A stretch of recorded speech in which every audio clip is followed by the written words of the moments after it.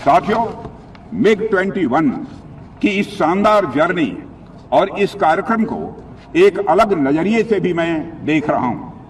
यह नजरिया हमारे प्राचीन भारतीय परंपराओं की भी एक झलक दे रहा है। हमारा जो एंशिएंट कल्चर है वो हमें यही सिखाता है कि केवल लिविंग ही नहीं बल्कि नॉन लिविंग थिंग्स भी इसमें ईश्वर का वास होता है। हमारे यहाँ ईशावास्यमिदं सर्वम कहा गया है, यानी हर एक चीज में ईश्वर को देखा गया है। हमारे यहाँ जमीन, आसमान, पेड़, यहाँ तक कि घास को भी पूजा जाता है।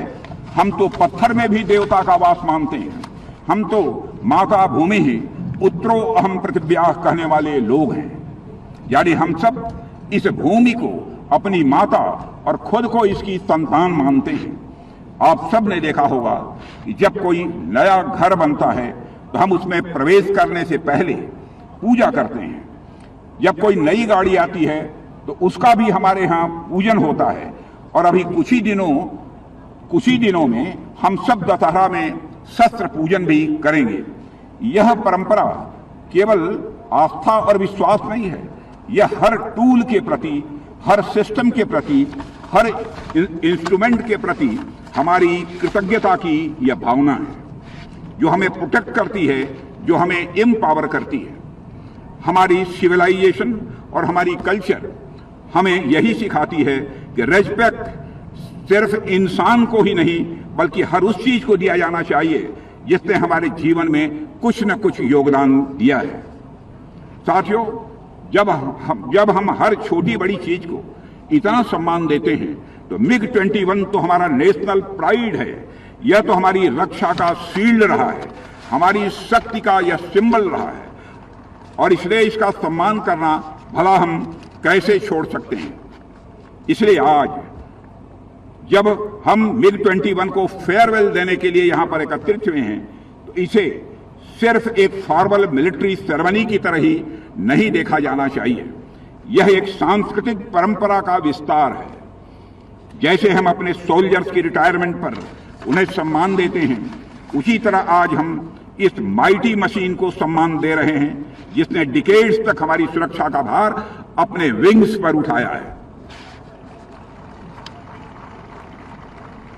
साथियों, भारत के गांव का बच्चा MiG-21 के बारे में जानता है और इसके शौर्य और पराक्रम को भी अच्छी तरह जानता है।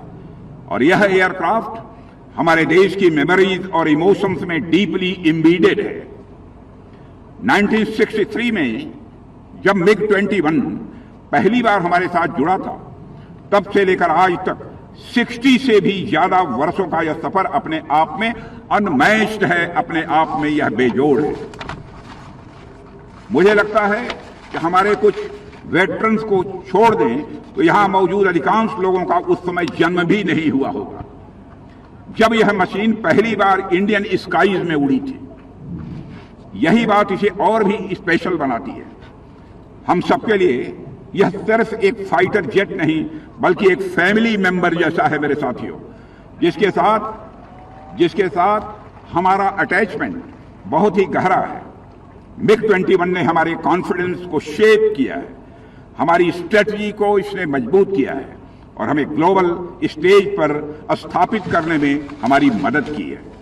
अपनी इतनी लंबी जर्नी में इस फाइटर जेट ने हर चुनौती का सामना किया और हर बार इस फाइटर जेट ने अपनी काबिलियत भी साबित की है।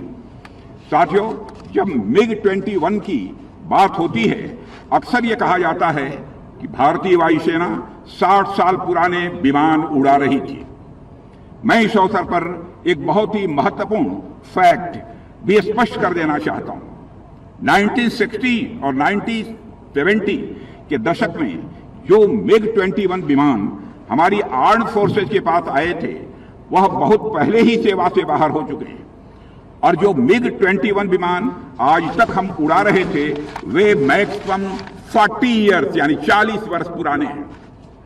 40 साल की लाइफ टाइम ऐसे एयरक्राफ्ट के स्टैंडर्ड में बिल्कुल रक्षा मंत्री राजनाथ सिंह को आप सुन रहे हैं स्वर्णिम इतिहास के बारे में बताते हुए MiG-21 के, और हमारे साथ विनोद अगस्तीन जी जुड़ चुके हैं। विनोद जी, आप भी सुन रहे होंगे रक्षा मंत्री राजनाथ सिंह को, बड़ी बात जो उन्होंने कही कि त्याग, बलिदान, ताकत, हिम्मत, शौर्य, जब ये एक साथ मिल जाते हैं तो ऐसी कहानी है MiG-21 की। बिल्कुल निस्संदेह। और जो लास्ट एरोप्लेन जो टैक्सी इन कर रहा है 2273, मैं अपना लॉग बुक देख रहा था, कम से कम 150 सॉर्टीज मिशंस मैंने ये जो जहाज है जो अभी हमारे सामने दिख रहा है, इसमें मैं उड़ चुका हूँ। ये सारे जहाज मैंने फ्लाई कर चुका हूँ। ये सब जो जहाज अभी लैंड कर रहे हैं उसमें सबसे ज्यादा मिशन मैंने 2273 में किया है। जो 2 पायलट वहां खड़े हैं जो लास्ट मिशन उड़ रहे हैं, एक का नाम शायद सुमित यादव है, और उनका ट्रेनिंग भी MiG-21 में मेरे हाथों के नीचे या मेरे निरीक्षण में हुआ है, और मेरा प्यूपल है जो मैं बिल्कुल गर्वान्वित फील करता हूँ। तो मेरे लिए सबसे ज्यादा मिस कर रहे हो मेरा अंग है, मेरा हाथ और पैर मैं देख रहा हूँ आपके स्क्रीन में, और बहुत एक भावुक भी हो रहा हूँ। मेरा पहला प्यार है MiG-21। मेरी शादी हुई थी, मैं अपना पर्सनल बात बता रहा हूँ, कभी बताया नहीं मैंने, आज पहली बार खुलासा कर रहा हूँ इसकी। तो शादी हुई उस दिन शाम को, हम घर आए, खाना खाने के बाद मैंने मेरी बीवी को बताया, वर्षा तू मेरी जिंदगी में नंबर 3 रहेगी हमेशा। नंबर 1 मेरा देश, नंबर 2 मेरा MiG-21 और नंबर 3 आप। तो आज हो सकता है उनको मैं नंबर 2 पे लाऊं।